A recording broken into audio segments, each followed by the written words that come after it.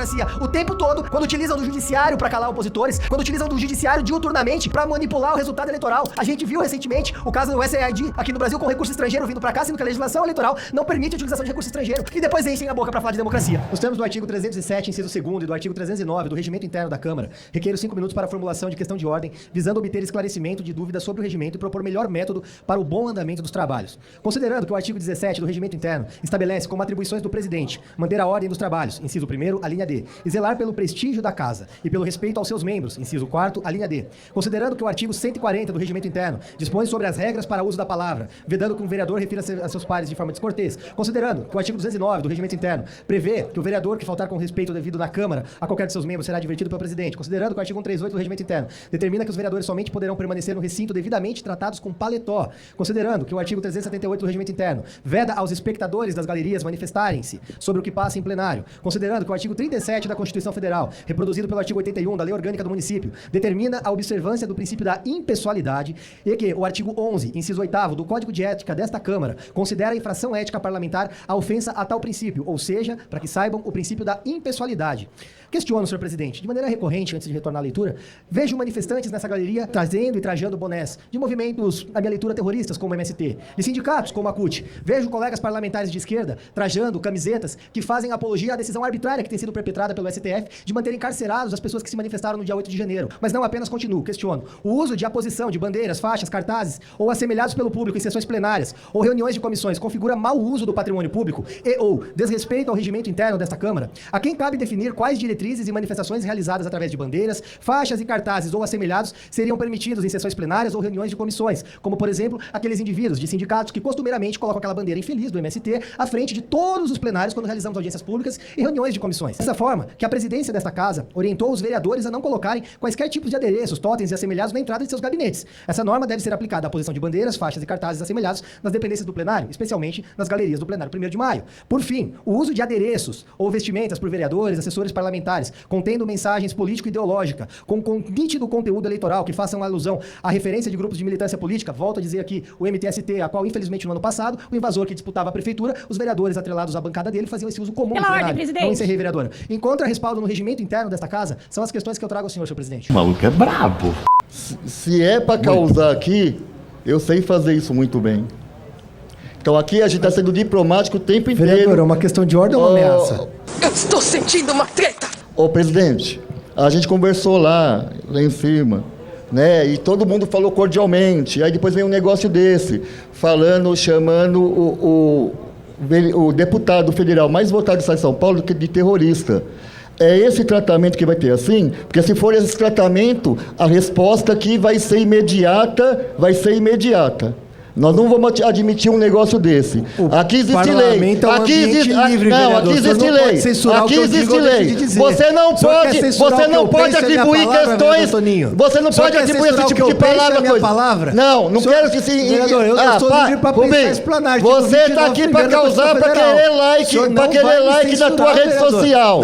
Tá bem? Mas aqui você não vai fazer um circo, não. Se você ser eleito, você está acostumado a fazer circo nos espaços que você se eleito. Sempre convive. Aqui a Câmara Municipal tem regimento. O senhor se coloque no seu lugar. Respeite as pessoas. Respeite o deputado federal mais votado aqui no estado de São Paulo. Invasor de terra. Você é a favor da fome e da desgraça do povo brasileiro. Você sempre vai lá e vai votar a favor dos grandes grupos econômicos aqui. Porque a fome não sensibiliza você do nosso povo. É esse papel que você faz aqui. Das grandes incorporadoras. Toda vez você se eleito, você faz um negócio desse. Vereadores. Agora, presidente, se for aqui o nível para descer desse jeito, a gente vai descer. A few moments later. O plenário, por mais que seja um ambiente de debate político, esteja imune às manifestações político-partidárias, que é isso que eu tenho visto acontecer nessa casa. Só que eu não posso me furtar, senhor presidente, de fazer uma defesa aqui à liberdade do parlamentar, que vem sendo vilipendiada dia após dia pelo discurso politicamente correto, levantado especialmente por vereadores de esquerda, como me antecedeu aqui no caso a vereadora Luna, o vereador Toninho Vespoli, que querem impor a nós o que a gente pensa, o que a gente fala, como a gente pensa e como a gente fala. Eu tenho que ressaltar, senhor presidente, que o artigo 29, primeiro da Constituição Federal garante a todos os parlamentares, a nós 55, de esquerda, de centro e de direita, a imunidade parlamentar sobre votos e opinião. Como eu vou exercer com primazia o mandato que me foi concedido pelos meus eleitores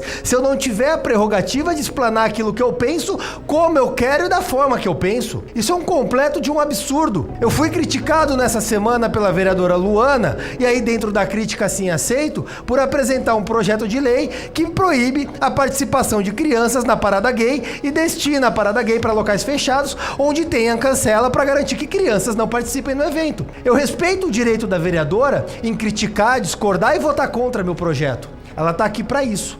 Mas me chamar de homofóbico por isso é inaceitável. É simplesmente uma posição que eu adotei. Eu vi nessa semana o vereador Pavanato sofrer exatamente do mesmo problema. Trouxe uma crítica, trouxe um apontamento, foi cirúrgico na escolha das palavras, não proferiu nenhuma palavra de maneira injuriosa, mas foi tratado como se houvesse cometido um crime, como se fosse transfóbico, porque infelizmente se tornou crime ser transfóbico por uma analogia do STF, não há tipificação criminal, e vai ser objeto de uma representação criminal. A gente vai levando o mandato para um rumo onde não podemos nos manifestar, onde não podemos falar, onde não podemos pensar. A vereadora Ruth Costa sofreu uma representação na corregedoria dessa Câmara, simplesmente porque adotou a mesma linha que eu nesse projeto. Ou seja, a gente não consegue de maneira alguma, em momento algum, conduzir o debate de maneira ampla, de maneira aberta e dedicada, porque infelizmente as garras do politicamente correto, que são impostas pelos vereadores de esquerda, amarram todos os vereadores para proibir que eles pensem, que eles representem as pessoas que os colocaram aqui. Eu sinto dizer aos senhores, mas não existe apenas o espectro ideológico esquerdista que vocês defendem. Existem pessoas que pensam diferente. As pessoas que pensam diferente têm o direito a se manifestar, têm o direito a ser representadas no parlamento e que suas ideias sejam explanadas de maneira clara, por mais que lhes doa, por mais que lhes faça ter repulsa e doer nos seus estômagos, vocês têm que aceitar a opinião de cada um como é. Vocês não querem a todo tempo que as pessoas sejam aceitas como são? Aceitem a opinião de quem pensa diferente, de bom grado. Deem o exemplo que vocês tantos querem.